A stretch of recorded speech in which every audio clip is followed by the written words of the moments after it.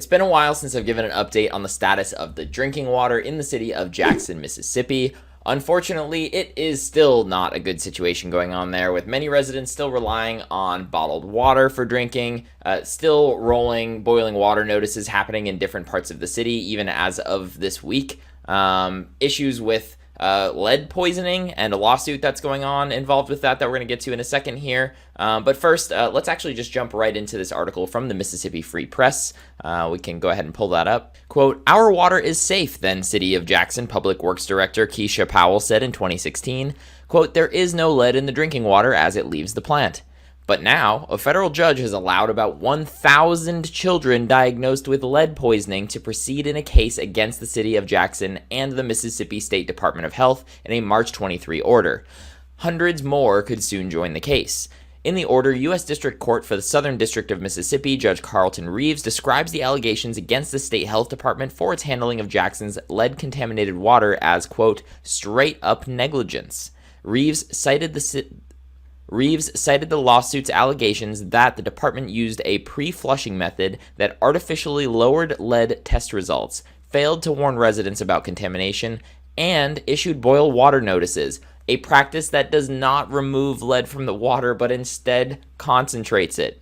Attorney Stern based the case on records from the Mississippi State Department of Health and the U.S. Environmental Protection Agency showing the lead problem in Mississippi's capital city was worse than the lead water crisis in Flint, Michigan, a case in which he was also a lead lawyer. Quote, "We were blown away to learn that the levels in Jackson and the homes that we were certain were affected in Jackson and were likely affected in Jackson were more than what it was in Flint," the attorney told the Mississippi Free Press on April 13th. In his order, Judge Reeves said, quote, "The conditions that gave rise to this suit can be traced back to 2013, when the, quote, Mississippi Department of Health warned Jackson officials that federally mandated testing had revealed increasing levels of lead in the city's water supply.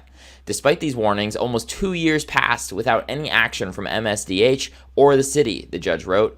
Quote, "In late January 2016, state and city officials informed Jackson's residents for the first time of the high concentrations of lead in their water," that's 3 years later, and followed up that with first of several boil water notices for the city of Jackson in February 2016, the judge continued.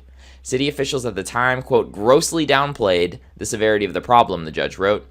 Then 2016 Mayor Tony Yarber said, quote, "We are not Flint," the judge noted, quote, "but the reality was that in some ways, Jackson's water crisis was more dire than Flint's, whereas 16.7% of households in Flint were affected by the city's lead-contaminated water, with more than a fifth, 22.4% of Jackson's households being so affected."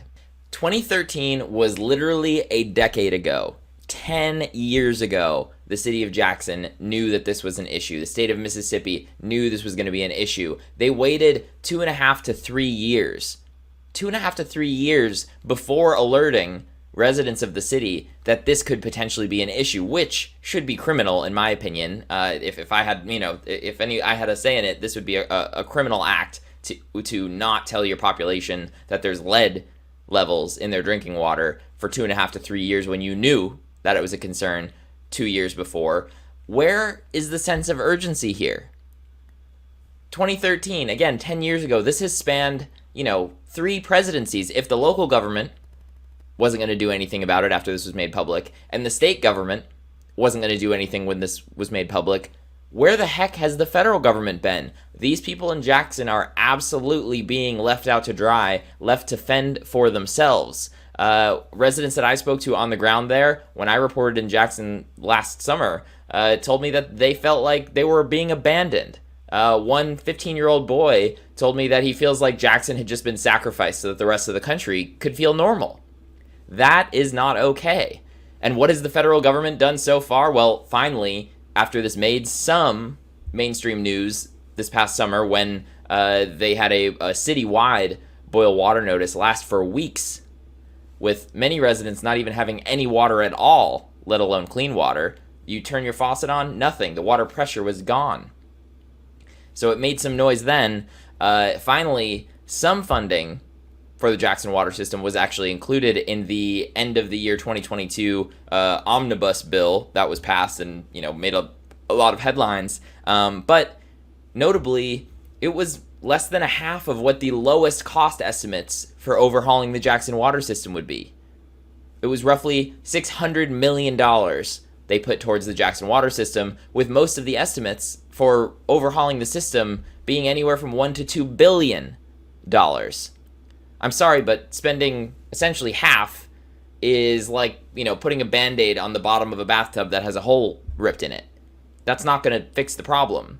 You're still going to have water issues. You're still going to have lead issues. You're still going to have contaminated water with all sorts of other things as well. You can't half fix this. It needs to be fully fixed.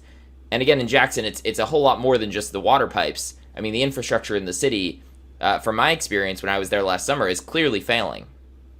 So, being willing to spend $600 million might sound like a lot, but when you look at it in comparison to everything else that we spend our money on, we'll send billions to Ukraine every other month, without blinking an eye. We'll spend, when SVB, Silicon Valley Bank, looks like it's going to go under. Oh, the federal government's happy to throw billions over there. No problem at all. No problem. That barely even blinked before that problem was solved. No issues at all. But when it comes to, a low-income black community, predominantly black community, we'll just pay for only half of it. Meanwhile, these people are literally being poisoned by their drinking water. I'll say that again. They are being poisoned by their drinking water. And again, it was known in 2013 that there were elevated levels of lead, and the public wasn't alerted until 2016. And here we are, a decade later, still talking about this. Now, beyond the absurdity of not being willing to spend the money on it, beyond the absurdity of the city and the state knowingly not, sharing this information about the lead in the water a decade ago, even today, still, we're seeing these boil water notices continue. During the holiday season this year, Jackson dealt with some cold weather with frozen pipes that led to pipes bursting, and then water pressure issues throughout the system, as there were pipes essentially burst in all sorts of different parts of the city that they were trying to quickly patch up. But there were so many that it took them several days to be able to get it under control. We saw again in February more boil water notices that started happening again. And then now more recently, pulling up the information here from the state of Mississippi, it looks like just in the last couple days here, on April 19th, City of Jackson, Belmont Street and Linden Place under a boil water notice. City of Jackson, Statesman Drive under a boil water notice. That's both on the 19th. On the 18th, City of Jackson, Greenmont Drive under a boil water notice. On the 17th, City of Jackson, Henderson Road under a boil water notice. On the 14th of April, City of Jackson, Woodbine Street on a boil water notice. I can go on with more of them as well, but the point is even though these are small pockets of the city that aren't necessarily, being encompassed with thousands and thousands of households, how confident would you be in drinking the water in your city if basically, I just picked there's 4 or 5 days right there, if there are that many small boil water notices going on all the time, if your city and state have already lied to you in the past about lead in your water? I mean, this is an issue that has been dragged on for decades. It goes back even further than all of this with a long history that you can find in a lot of the other videos that we put together. We'll make sure that the playlist for all of our Jackson content is linked below from the trip that I took last year, as well as the reporting that Jordan has done remotely, talking with organizers and residents in the city of Jackson.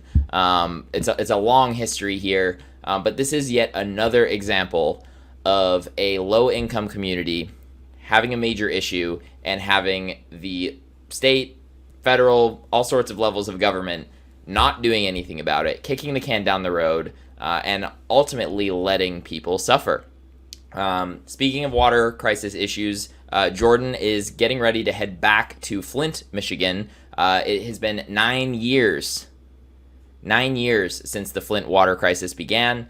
So Jordan will be going back, following up with residents that he has stayed in touch with for the full 9 years. So please, if you're just seeing us for the first time, make sure you're subscribed down below to see those videos as they come out. You can also give me a follow on Twitter at LewisD217. Happy to continue giving updates on this story, as well as continuing coverage of what's going on in East Palestine, Richmond, Indiana, and all sorts of other stories going on across the U.S. Thank you all so much for watching.